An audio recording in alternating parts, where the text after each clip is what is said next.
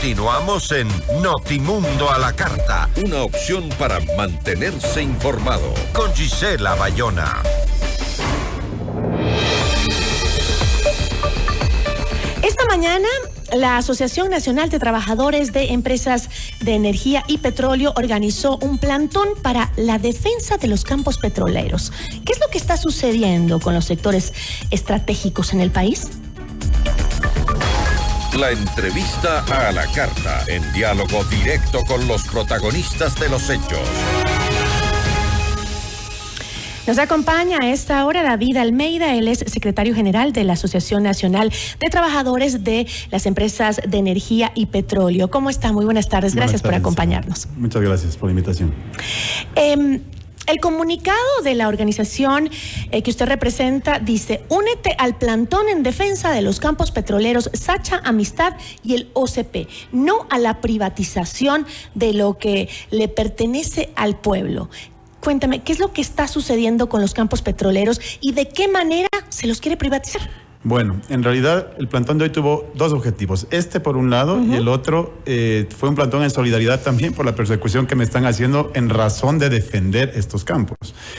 ¿Quién le está haciendo persecución? En Petroecuador y el gobierno nacional. Ha abierto proceso de visto bueno en mi contra, no porque hayan encontrado algo laboral que achacarme, porque yo cumplo todas mis tareas. Te puedo decir que somos de los dirigentes sindicales que nos gusta siempre trabajar y cumplir con nuestro trabajo primero, sino por haber dado declaraciones de un medio de comunicación. Esa es la acusación. Ahora, cuéntame qué está sucediendo y de qué manera se supone que querrían privatizar. A ver, hace tiempo el ministro de Finanzas ya en un medio público anunció que era intención del gobierno concesionar el principal campo petrolero que tiene el país, que es el campo Sacha, a empresas privadas, y luego dijo entregar todos los principales campos en producción de Petroecuador a manos internacionales.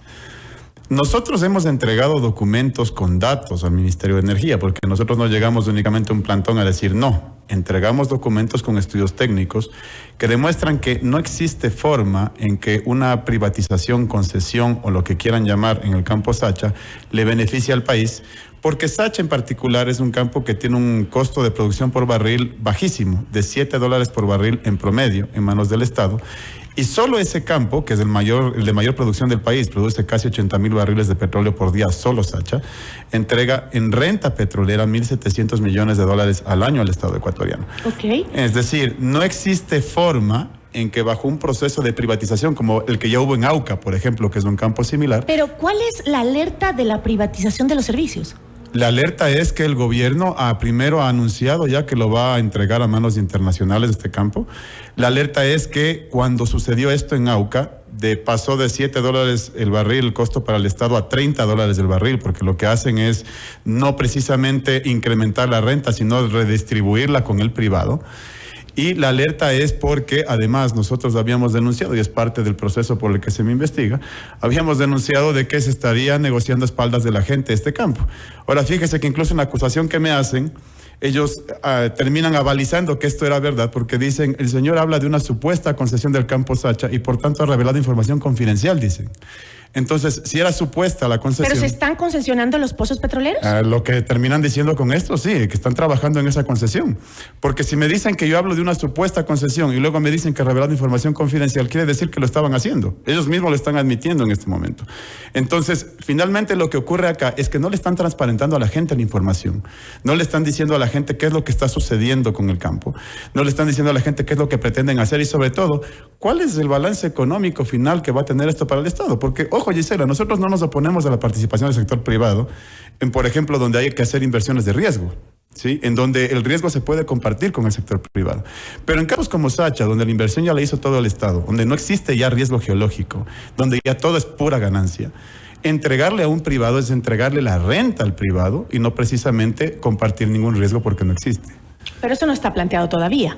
Eso hay que ver los procesos. No, eso lo está diciendo usted. Como le estoy explicando en este momento, esto ya lo anunció el señor ministro de Finanzas. Ahora, estamos en medio de una crisis energética que vivimos todos los ecuatorianos, en la que hemos sido testigos de un Estado ineficiente por años. Yo diría que por décadas en el Ecuador. Estamos a oscuras en 2024. Sí, no tenemos energía.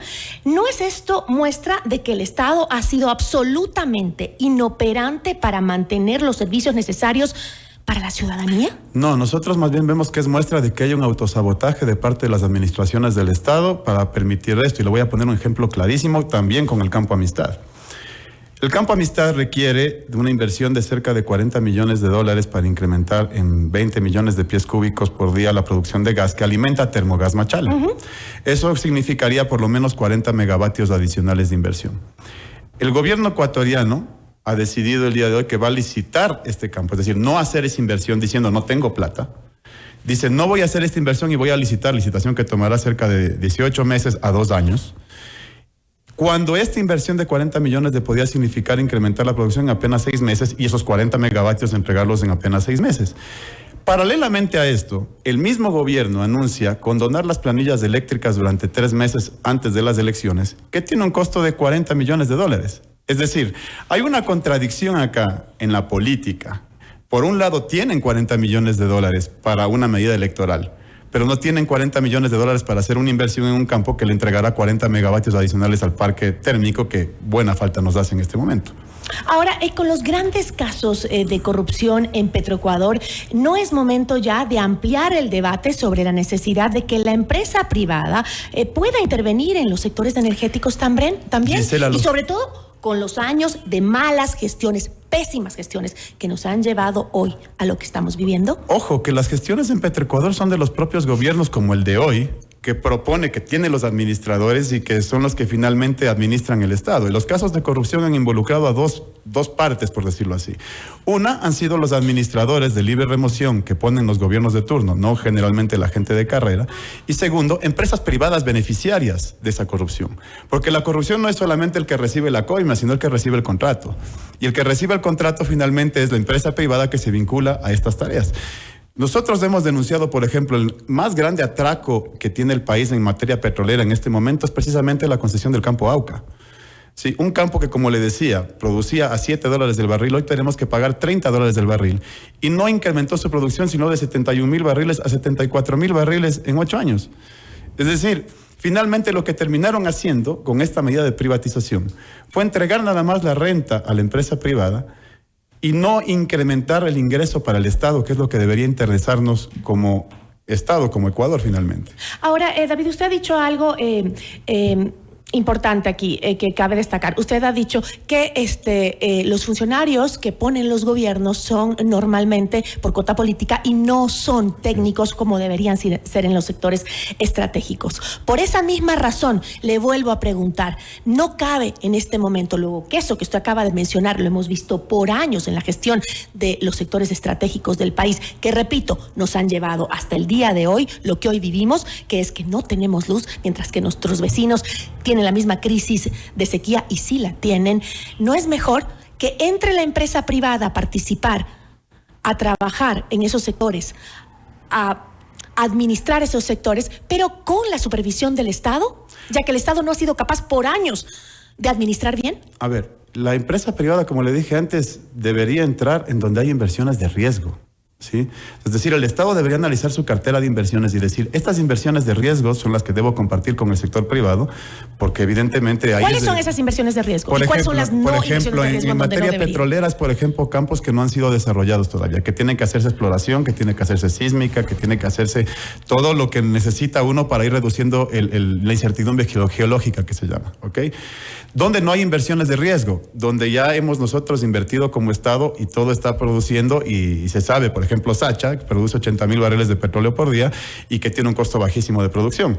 ¿Cuál es el problema? El problema acá no es tanto por la privatización, sino porque no se cumple la ley. La ley y la Constitución establecen que las empresas públicas deben tener autonomía administrativa y financiera. Eso no lo ha cumplido ningún gobierno. Al día de hoy, la señora exgerente de Petroecuador, Marcela Reynoso, en una entrevista en un medio de comunicación hace pocos días, reveló cómo el Ministerio de Finanzas le había sacado $1,000 millones del Fondo de Liquidez a Petroecuador. Es decir, una acción directa de quien administra el gobierno contra una empresa pública. Ayer yo leí un artículo del economista Marco Flores, en donde decía que la reducción de presupuesto a Petroecuador y a Selec ha sido de 1.900 millones y de 400 millones respectivamente directamente, de parte del Ministerio de Finanzas. Por eso es que nosotros también estamos denunciando que hay una política de autosabotaje también de parte del gobierno. Le saco la plata a la empresa, la hago ineficiente, para después decir, hey, señores, hay que privatizar.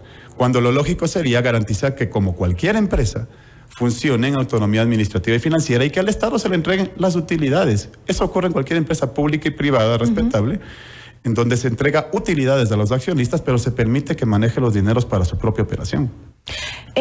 ¿Es autosabotaje del actual gobierno o es un sabotaje que viene desde adentro de muchos sectores de las empresas estratégicas del país que se han enquistado en estas empresas por años y no nos han dado los servicios que deberíamos tener en el Ecuador? Sí, es un autosabotaje que viene ocurriendo en todos los gobiernos, no solamente de este, ¿no? Pero que en este además se ha reflejado con mayor crueldad, porque además se ven acciones administrativas internas que a veces no son justificables y que generan precisamente estos problemas, ¿no?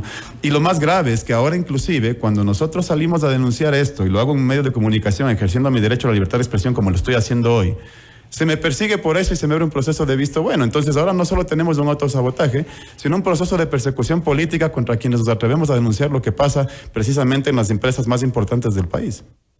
Con eso me voy a quedar. Yo le agradezco muchísimo por habernos acompañado. Muchísimas gracias. Con mucho gusto. Gracias, Gisela. Estuvo con nosotros David Almeida, secretario general de la Asociación Nacional de Trabajadores de Empresas de Energía y Petróleo. Notimundo a la carta. 60 minutos de